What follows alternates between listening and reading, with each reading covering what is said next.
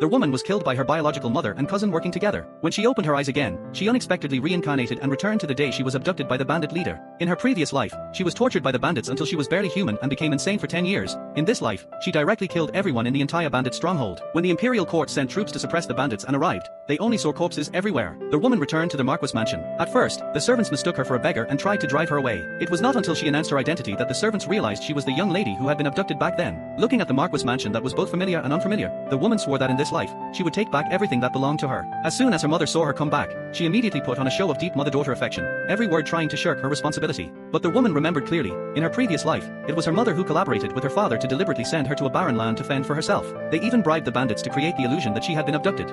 Facing her mother's hypocritical act, the woman only asked coldly, how could her mother not know where she had been? At this moment, her cousin stepped forward, and every word in her speech implied that the woman had lost her chastity.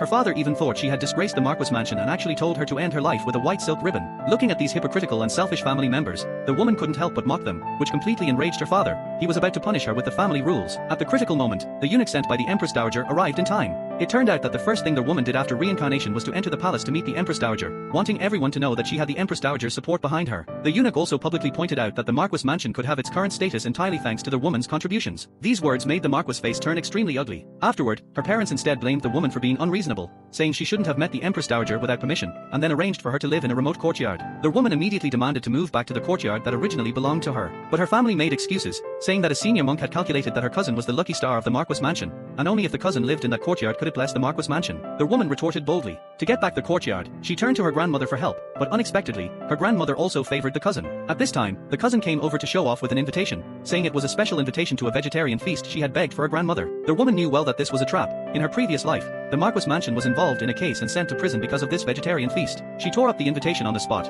which made the whole family fly into a rage. To appease her grandmother, the woman presented a string of prayer beads, which was a reward she had asked for from the Empress Dowager. When they arrived at the temple, the Marquis mansion family, who had no invitation, was publicly humiliated. They even had to line up at the end to burn incense. The cousin tried to ask the master for a favor, but was directly driven away for disrespecting the Buddha by tearing up the invitation. She was so angry that she hit the prayer beads out of the woman's hand. Unexpectedly, the master recognized at a glance that the beads were an imperial item. He immediately respectfully invited the old lady into the Buddha hall and also invited them to taste the vegetarian feast. Just as the grandmother and mother were about to take their seats, the woman stopped them in time. If they picked up their chopsticks, the Marquis mansion's foundation of 10 years would be destroyed completely.